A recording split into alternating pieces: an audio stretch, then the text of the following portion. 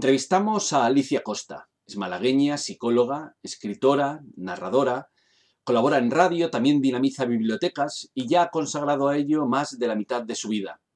Desde su preciosa casa en el popular barrio malagueño de Palma Palmilla, ha creado una colección de cuentos, de libros ilustrados infantiles, publicados en diversas editoriales como Editorial Mensajero. Comenzó escribiendo El pequeño pirata Serafín, lo hizo en el 2016 y fue galardonado con el Premio Internacional del Libro Latino.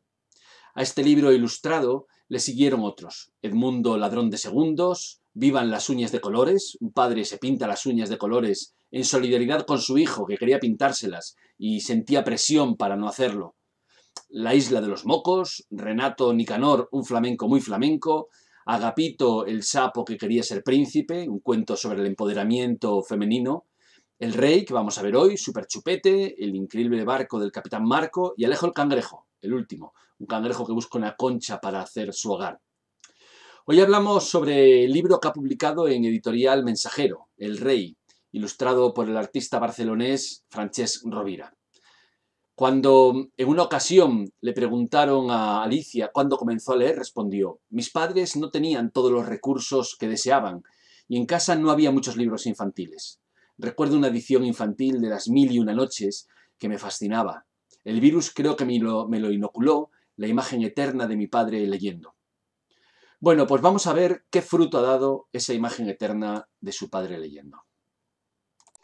Bueno, Alicia Costa, muchísimas gracias por la entrevista y felicidades por tu libro El Rey, que la verdad es que sí que tiene un mensaje muy de fondo, ¿no? En tu bibliografía nos encontramos títulos como Alejo el cangrejo, Vivan las uñas de colores, el Renato Nicanor, ¿no? Un flamenco muy flamenco, y El increíble barco del capitán Marco, que tienen una línea en común con El Rey, ¿no? Que es la de la aceptación y la búsqueda vocacional de diversos modos, con aventuras, con cosas que no salen, pero la verdad es que nos parece que es algo que sintoniza mucho con nuestra época, ¿no? La aceptación, esa búsqueda vocacional, esa idea de buscar quién es uno, y muy en línea con la donación a los demás. Sí, yo creo que sí, en realidad, bueno, a mí me gusta mucho, aparte de la diversión, porque yo creo que todos mis libros tienen en común la risa y el humor y el pasarlo bien, porque entiendo que la literatura tiene que estar muy vinculado con el placer. Sí es verdad que me gusta que mis cuentos tengan algún pequeño valor ahí por detrás, que bueno, a veces más explícito, otras veces no, pero sí que tanto las familias como niños y niñas puedan coger cualquiera de mis libros y bueno, si alguno o alguna le puede echar una mano, pues de hecho está muy presente, como tú dices, la aceptación, la autoestima, la solidaridad. Pues si algún niño o alguna niña, cualquiera de mis libros le puede aportar, aunque sea un pequeño granito de arena, pues la verdad que me doy por contenta. Cuando abrimos El Rey nos encontramos una cita que es: a Olmo, el ser con el corazón más grande que he conocido, te quiero. Nos hemos quedado con intriga de saber más de Olmo. Olmo es un ser maravilloso. Olmo es mi sobrino. Es un sobrino, además, me gusta matizarlo porque cuando hablamos de familia muchas veces nos quedamos solo en la familia de sangre, ¿no? La consanguínea, ¿no? Olmo en realidad es lo que nosotros y nosotras llamamos un sobrino de amor, porque es el hijo de una de mis intimísimas amigas, que es prácticamente como mi hermana, y de hecho ellos se han criado con Titali, Titali, Titali, Titali, y hoy en día además me siento muy, muy orgullosa de ser su tía, porque me parece que son seres increíbles. Olmo desde muy pequeño fue un niño, y lo es hoy en día tiene 16 años recién cumpliditos, y es un ser sensible, empático, que siempre desde que era pequeño en el colegio siempre estaba al lado del marginado, marginada de la clase, siempre estaba al lado del que sufría o de la que sufría, y la verdad que de estas personitas que te dan verdaderas lecciones de vida y te hacen recordar lo que es importante y lo que no, y que te emocionan, porque cuando tú ves a un niño tan pequeño como yo he visto a ese niño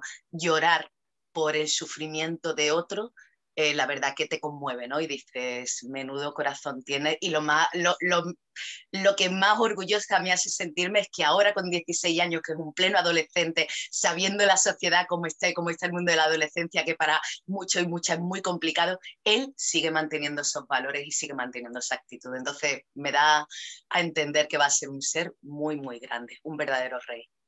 El buen rey, nos encontramos que acompaña a la tortuga para que su deseo se haga realidad, ¿no? ¿Qué es lo que te movió a ti a ofrecerle esta historia a los niños y familias? En realidad el rey surge a raíz de una tortuga que tengo. O sea, yo tengo una tortuga que se llama Burocracia, una tortuga que tiene 25 años. De hecho, llegó a mi vida porque la abandonaron en una clínica veterinaria de un amigo mío y el pobre me llamó y me dijo, Ali, por favor, que ya no me puedo quedar con más animales, acógela en casa. Y la acogí y lleva, pues eso, lleva, pues ya tenía 6 años cuando llegó a mi vida, pues imagínate, y ahora tiene 25, tiene los mismos años que yo llevo narrando. Y la verdad que mucha gente, pues cuando ve vídeos de burocracia, le hace mucha gracia, siempre, ¿cuándo le vas a escribir un cuento a tu tortuga? ¿Cuándo le vas a escribir un cuento a tu tortuga? Y como yo no soy capaz de escribir un cuento simplemente de una tortuga, pues se me ocurrió toda esa historia del por qué el caparazón lo tiene roto, de por qué tienen esa cara de velocidad, y pensé en, pues bueno, en ese león generoso que apela a la solidaridad de la selva para ayudar a cumplir el deseo de ese pequeño ser, ¿no? El Porque insignificante, el marginado, el que no pinta nada. efectivamente, ¿no? Y logra realmente aunar a la fauna, a sus súbditos, a los demás animales, para intentar cumplir esta vocación de la tortuga, ¿no? Esta idea que tiene, esta búsqueda que tiene. Y Ese pues soy yo. es algo que hacemos en las familias, ¿no? Es decir, unirnos para buscar la vocación del otro. Aunque a veces parece que el mundo del consumo nos lleva por otras partes, ¿no? Sí, pero yo creo que en realidad la familia, ya te digo, yo insisto, la familia biológica y la familia de amor, la comunidad, porque yo me he criado en comunidad, yo soy de las que piensa de que para educar a un niño o una niña hace falta una comunidad entera, ¿no? Yo creo que la comunidad en realidad aunque pensemos que estamos en una sociedad muy destruida, aunque yo siempre tengo la esperanza, yo al menos yo vivo una comunidad a mi alrededor de seres maravillosos que ayudan a apoyar al más débil o a la más débil, que ayudan a realizar sueños, que ayudan pues eso, ¿no? A ese empujar en el camino y servir ahí de soporte a quien lo necesita, ¿no? Incluida yo, ¿no? En ciertos momentos, ¿no? También me he sentido apoyada y acogida y cuidada y mimada, ¿no? En lo que necesitaba, ¿no? Entonces me parece un concepto muy importante y me parece que las familias, sean del tipo que sean, merecen tenerlo entre sus manos, ¿no? El puesto en una historia, en un cuento, algo que en realidad realizamos día a día en nuestra vida cotidiana, ¿no?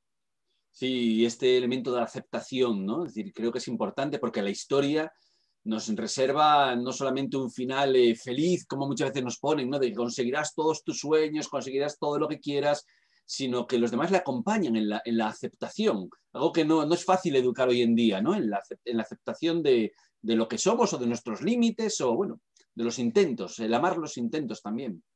Sí, es verdad que aquí en este cuento, pues bueno, la tortuga al final termina creyendo algo que no es real, ¿no? Pero yo siempre digo que la vida es el cuento que cada uno se cuenta, ¿no? Y cada una. Entiendo que hay veces que la aceptación tiene que estar por encima de todo y que tenemos que entender que la realidad es la realidad. De hecho, hoy en día vivimos en una sociedad en la que la tolerancia a la frustración es prácticamente cero, ¿no? Y tenemos que aprender a que no siempre todo sale bien y no siempre todo se consigue, ¿no?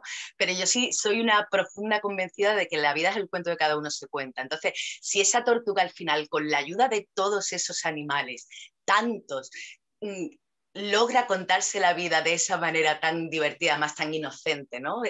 También tenemos que tener presente que es un cuento, que no es la vida real, ¿no?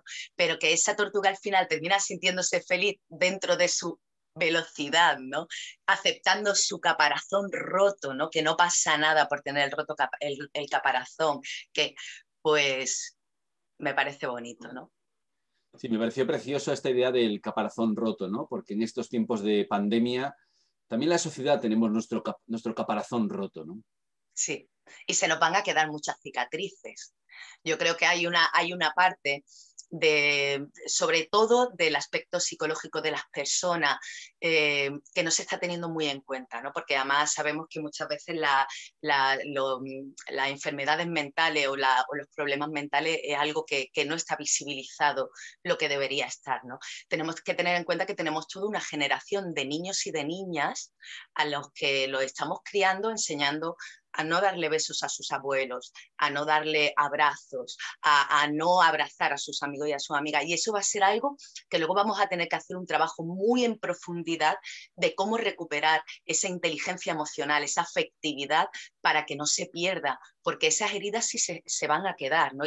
Vamos a tener que hacer un trabajo muy interesante, tanto en niños, en niñas, como en adolescentes, como en los mayores, en nuestros mayores, que yo lo hablo mucho, ¿no? Con mi hermano y con la gente a la que quiero, ¿no? Qué enfermedad más cruel que a nuestros mayores, que es la gente que más besos y abrazos y quereres necesitan, se le está amputando, ¿no? Entonces es muy duro. Entonces va a haber que hacer un trabajo muy profundo de recuperar todas esas cicatrices que van a quedar en los caparazones de todas esas personas, ¿no? La verdad es que las ilustraciones de Francesc Rovira maridan muy bien con el relato, ¿no? Tú has trabajado con ilustradores muy diferentes en todas tus obras. ¿Qué ha aportado a este relato, a este gran rey? Francesc, para empezar, es un ser muy especial al que yo llevo admirando desde hace muchísimos años. De hecho, cuando nos conocimos, él se reía porque yo tenía libros de él, de los primeros, y me decía, ay, por favor, ¿cómo tienes eso? Francesc tiene un estilo muy dulce, muy tierno, muy amable, a la vez con un toque de humor muy sutil, muy bonito. Y yo creo que era la persona perfecta para hacer esa mezcla entre humor, amor, ternura. Y de hecho, además, Francesc todo lo hace a mano. A mí me regaló además un original de una de las ilustraciones y una acuarela maravillosa, y eso hoy en día es bastante complicado de encontrar, porque bueno, ahí están las nuevas tecnologías, las tabletas, los tal, que invitan al dibujo digital, y cuando encuentras personas que dibujan a la antigua usanza, a mano, con esa paciencia, es maravilloso, y creo que ha hecho una aportación de, ya te digo, de ternura y de humor que enriquecen mucho el libro. Hay una conexión entre Alejo el cangrejo y el rey, ¿no? Es decir, en Alejo el cangrejo nos vamos a encontrar a alguien que busca su caracola, aquí nos encontramos la tortuga que tiene roto el caparazón. Esa búsqueda de familia, de comunidad, de familia de amor que tú cuentas, parece algo clave en el mensaje que queremos dar, ¿no? A niños y familias. Yo creo que es la vida misma. Yo creo que, bueno, all you need is love. Yo creo que todo el mundo necesitamos amor, todo el mundo necesitamos sentirnos queridos y queridas. Y yo creo que tanto Alejo y Alejo, que habla de ese crecimiento, de cuando vamos creciendo, nuestra casa se nos queda pequeña, tenemos que encontrar un nuevo hogar, el quererte a ti mismo. Yo creo que el amor, el sentirnos queridos y queridas, es el agua que nos quita la sed del día a día, ¿no? Entonces me parece esencial en el caminar. Bueno, pues recomendamos muchísimo El Rey y los demás libros de Alicia Costa, también su página web donde podéis encontrar, bueno, pues todo su pensamiento y toda su obra. Y te agradecemos muchísimo la entrevista, Alicia. Muchísimas gracias, Fernando, por invitarme a estar aquí contigo, y un placer. Muchísimas gracias.